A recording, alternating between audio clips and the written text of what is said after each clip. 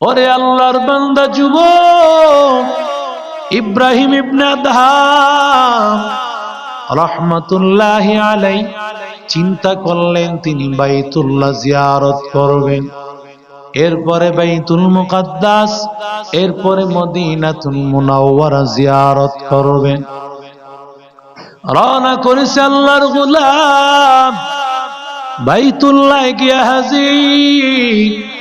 বাইতুল্লাহ হাজির হওয়ার পর আল্লাহর বান্দা তওয়াফ করলেন সব আমলগুলো করিয়া, সময়টুকু কাজে লাগায় কোরআন তেলাওয়াত আর আল্লাহর বান্দা জিয়ারতের মধ্যে, তওয়াফের মধ্যে, উমরা করার মধ্যে আল্লাহ সময়টুকু কাটাইলো। যতটুকু সময় পেয়েছে আল্লাহর গোলাম সবটুকু সময় ইবাদতে কাটায় দিয়েছে। এবার আল্লাহর বান্দা 1 মাস বাইতুল্লাহ তওয়াফ করেছে, ইবাদত করেছে। এবার আল্লাহর বান্দার চিন্তা হলো 2 নম্বর জায়গা বাইতুল মুকাদ্দাসে যাবে। যাওয়ার আগে আল্লাহর বান্দা এবার তো তার সামানা নেওয়া লাগবে। সামানা নেওয়ার জন্য আল্লাহর বান্দা একটা উট ক্রয় করলো। উট নিয়ে নিল রে ভাই, আর চলার পথে লাগবে খাবার। আল্লাহর বান্দা কিছু শুকনা খাবার নিয়ে নিল। এক দোকানদারের কাছ থেকে গিয়া কিছু খেজুর ক্রয় করে নিল আল্লাহর বান্দা। যে নাকি খেজুর মাপতেছে, ওই মাপার সময় এমন সময় একটা খেজুর পড়ে গিয়েছে। ওই খেজুরটা পড়ে গিয়েছিল মালিকের পক্ষ থেকে, তার মাপার থেকে না, যেটুকু তাকে দিবে সেখান থেকে না। কিন্তু ইব্রাহিম ইবনে আদহাম মনে করেছে এটা মনে হয় তার মাপের বস্তু থেকে পড়ে গিয়েছে। এই জন্য সেই খেজুরটা উঠাইয়া সে নিজের খেজুরের মধ্যে রেখে দিল। আল্লাহর বান্দা না জেনে ওই খেজুরটা উঠাইয়া নিজের খেজুরের সাথে মিলাইয়া, আল্লাহর বান্দা 1 মাস লাগে বাইতুল্লাহ থেকে বাইতুল মুকাদ্দাস আসতে। উটের সফর, উট দিয়া সফর করার পর ইব্রাহিম ইবনে আদহাম রাহমাতুল্লাহি আলাইহি বাইতুল মুকাদ্দাসে হাজির। ফিলিস্তিনের যেই বাইতুল মুকাদ্দাস, ওই বাইতুল মুকাদ্দাসে হাজির। বাইতুল মুকাদ্দাসে হাজির হওয়ার পর আল্লাহর বান্দা সেখানে ইবাদতে লেগে পড়লেন। ইবাদত করতেছে আল্লাহর বান্দা, ক্লান্ত হয়ে গেছে ইবাদত করতে করতে। যখন রাতের বেলায় ঘুমাইয়া যায়, তখন ইব্রাহিম ইবনে আদহাম স্বপ্ন যুগে দেখতেছে 2 জন আল্লাহর বান্দা, একজন মাথার কাছে আর একজন পায়ের কাছে। পায়ের কাছে আল্লাহর বান্দা বলে এই লোকটা কি? বলে এই লোকটা আল্লাহর এমন গোলাম, বলকের বাদশাহী ছেড়ে দিয়েছে, 30 বছরের উপরের রাজত্ব, স্বর্ণের বালাখানা, স্বর্ণের খাট, স্বর্ণের প্লেট, স্বর্ণের চামচ, এত বড় প্রাসাদ ফালায়া ইব্রাহিম ইবনে আদহাম আল্লাহর পাগল হয়ে গেছে। কিন্তু আল্লাহর বান্দা আজকে 1 মাস পর্যন্ত আফসোসের ব্যাপার, 1 মাস পর্যন্ত তার আমলগুলো আল্লাহ কবুল করে না। এবার মাথার কাছের লোকটা ডাক দিয়া কয়, কি ব্যাপার, কি হয়েছে বলো? কোন কারণে তার আমলগুলো কবুল হয় না? বলে সে বাইতুল্লাহ সে খেজুর নিয়েছিল, খেজুর নেওয়ার সময় একটা খেজুর পড়ে গিয়েছে। ওই খেজুরটা তার ছিল না, মালিকের টুকরি থেকে পড়ে গিয়েছে। সে মনে করেছে এটা মনে হয় তার টুকরি থেকে পড়েছে, মনে করিয়া সেই খেজুরটা নিজের থলের মধ্যে নিয়েছে। এই জন্য তার আমলগুলো 1 মাস পর্যন্ত কবুল হয় না। আল্লাহু আকবার বলেন। একটা খেজুর, জোরে বলেন কয়টা? আর আমি তো কোটি কোটি টাকা খায়া ফেলছি, কোটি কোটি টাকা খেয়ে ফেলেছি, এখন তো রাস্তা সুদ্ধা খায়ালায়, কথা কোন ঠিক না বেঠিক? ব্রিজ খায়া ফেলে, এত বড় পেট, এই পেট তো কুকুরের চাইতেও প্রাণীর চাইতেও বড়, ঠিক না বেঠিক? জোরে বল। এরে আল্লাহর বান্দা গোলাম, এই জন্যই তো আল্লাহ কোরআনে বলেন উলাইকা কাল্লানআম বাল হুম আদাল উলাইকা হুমুল গাফিলুন। আল্লাহ বলেন এরা চতুষ্পদ জানোয়ার। না না, চতুষ্পদ জানোয়ার তো আরো ভালো, ওদের বিচার হবে না। আর যারা চতুষ্পদ জানোয়ারের মতো এর চাইতে আরো নিকৃষ্ট, আল্লাহ বলে ওদের বিচার হবে। চতুষ্পদ জানোয়ারের বিচার নাই, ওরা এত বেইনসাফি করে না। মানুষেরা যত বেইনসাফি করিয়া অন্যায় করিয়া মানুষের মালকে মেরে খায়। এরে আল্লাহর গোলাম, ইব্রাহিম ইবনে আদহাম রাহমাতুল্লাহ আলাইহি সকাল বেলায় উঠিয়া ইব্রাহিম ইবনে আদহাম এবার আবার রওনা করলেন বাইতুল্লাহর দিকে। আস্তে আস্তে আবারও এক মাস পরে হাজির হওয়ার পর ওই দোকানে দাঁড়াইয়া দেখে দোকানদার ওই মুরব্বি নাই। তাকায় দেখে এক যুবক আল্লাহর বান্দা বসা। ডাক দিয়া কয়, কিরে যুবক, কে তুমি? এখানে না একজন মুরব্বি ছিল। বলে, ওই মুরব্বি আমার বাবা। তোমার বাবাই কই? বলে, আমার বাবা আজকে কয়েকদিন আগে দুনিয়া থেকে বিদায় হয়ে গেছে। আমার বাবাই নাই। বলে, কি জন্য চাচা?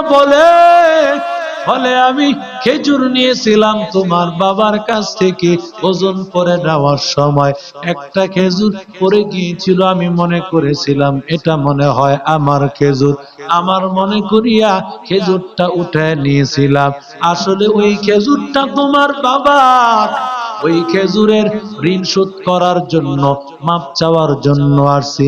বলে, আল্লাহর বান্দা, এই খেজুরের মালিক তো এখন একা আমি না, এই খেজুরের মালিক আমার একজন ভাই আছে, এখান থেকে মদিনায় থাকেন, মদিনায় যাইতে 1 মাস। এই খেজুরের ভাগ আমার বোনও আছে, আমার মাও আছে। ওরে আল্লাহর বান্দা, আমি আমার হক ছেড়ে দিব, কোনো টেনশন নাই, তবে আমার ভাইয়ের হক তো আমি ছাড়তে পারবো না, বোনের হক তো ছাড়তে পারবো না, মার হক তো ছাড়তে পারবো না, তাদের কাছে যাওয়া লাগবে। ওরে আল্লাহর বান্দা, এবার তাদেরকে রাস্তা বলে দিল। 1 মাস লাগাইয়া মদিনার মধ্যে কি আর একটা খেজুরের দোকান, ওই ভাইয়ের কাছ থেকেও সে মাপ চাইলো, বোনের কাছ থেকেও মাপ চাইলো, মায়ের কাছ থেকেও মাপ চাইলো। আবার 1 মাসের পর পাড়ি দিয়া ইব্রাহিম ইবনে আদহাম রাহমাতুল্লাহ আলাইহি বাইতুল মুকাদ্দাসে হাজির। রাতের বেলায় যখন ইব্রাহিম ইবনে আদহাম রাতের বেলায় যখন ঘুমায় গিয়েছে, বলে, দেখো আল্লাহর বান্দাকে জানো? বলে, বলকের বাদশাহ ইব্রাহিম ইবনে আদহাম বাদশাহী ছেড়েছে আমার আল্লাহকে পাওয়ার জন্য। 1 মাস পর্যন্ত আল্লাহ তাআলা তার আমলগুলো কবুল করতেছে। এরে আল্লাহর বান্দা যুবক, রিজিকের জিম্মাদারি কার? আর জোরে বলেন। মুসা নবী রাস্তা দিয়ে হেঁটে যান। মুসা আলাইহিস সালাতু ওয়াস সালাম বিবি অসুস্থ হয়ে পড়ে আছে। বিবি অন্তঃসত্ত্বা অবস্থায় জঙ্গলের মধ্যে রাখিয়া মুসা নবী আগুনের তালাশে বের হয়ে যান। মুসা নবী যখন আগুনের সামনে আসছে, তাকায় দেখে এটা আগুন না, এটা হলো আমার আল্লাহ তাআলার নূর। আল্লাহু নূরুস সামাওয়াতি ওয়াল আরদ মাসালু নূরিহি কামিশকাতিন ফিহা মিসবাহ।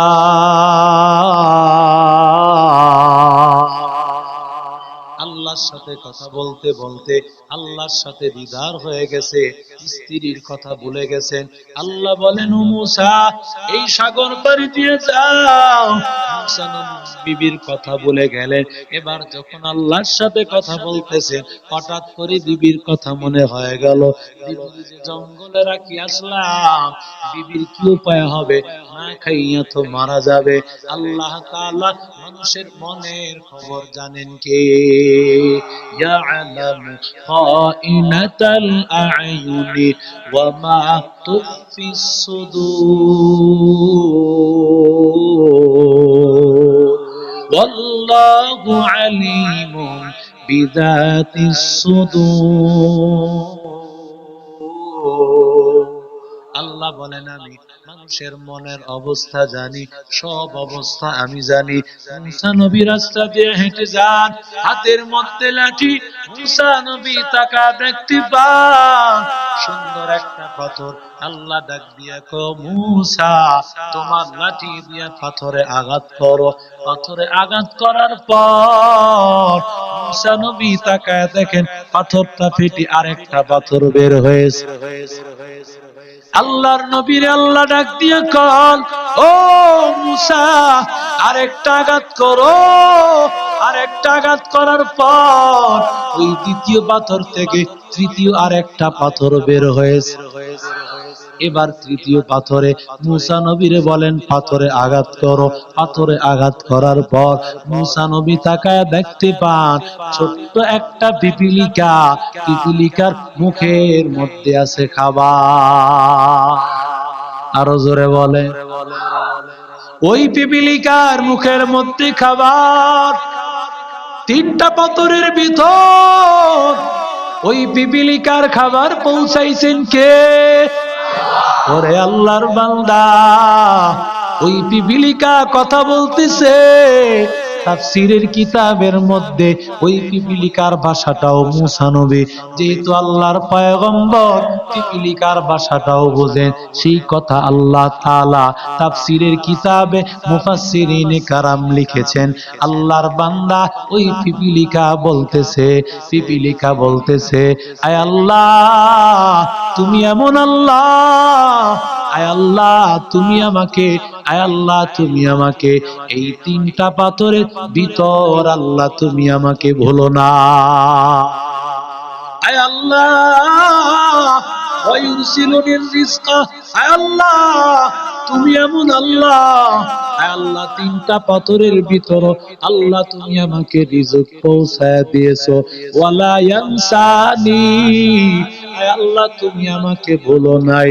আল্লাহর বান্দা মূসা নবী এবার চিন্তা করলেন, তিনটা পাথরের ভিতর এই সাধারণ একটা পিপিলিকাকে আল্লাহ তাআলা যদি স্মরণ রাখেন, আল্লাহ যদি তার রিজিক পৌঁছায়া দেন, ও আল্লাহর বান্দা ও আশরাফুল মাখলুকাত, আল্লাহ কি তোমারে রিজিক হালাল ভাবে পৌঁছাবে না? আরো জোরে বলেন, আল্লাহ কি হালাল ভাবে রিজিক পৌঁছাবে না? ওরে আল্লাহর বান্দা, আল্লাহর উপর ভরসা নাই, এই জন্য আমি হারাম পথে দৌড়াই। আল্লাহ বলেন, বান্দা তোমার সবকিছুই তো আমি জানি, কোন জায়গায় তোমার বাড়ি, কোন জায়গায় তোমার কবর হবে, মরণ হবে, আমি আল্লাহ রিজিক পৌঁছায়া দিব। ও আল্লাহর বান্দা, দুনিয়া কিছুই না রে বাবা, আল্লাহর শরণ নিয়ে সামনের দিকে আগাও। কারণ ইসলামের মধ্যে যারা পরিপূর্ণ প্রবেশ করবে, ইসলাম এমন একটা ধর্ম, শান্তির ধর্ম, ওই ধর্মের মধ্যে মারামারি নাই, কাটাকাটি নাই। ইসলাম ধর্মে যারা ঢুকবে, আল্লাহ বলে, বান্দা আমি তো মুসলিমকেও খাওয়াবো, কিন্তু যারা মুসলমান হবে আমি আল্লাহ তাদেরকে খাওয়াবো হালাল খাবার। কথা বলেন ঠিক না বেঠিক? আল্লাহর কাছে একমাত্র মনোনীত ধর্মের নাম কি? আরো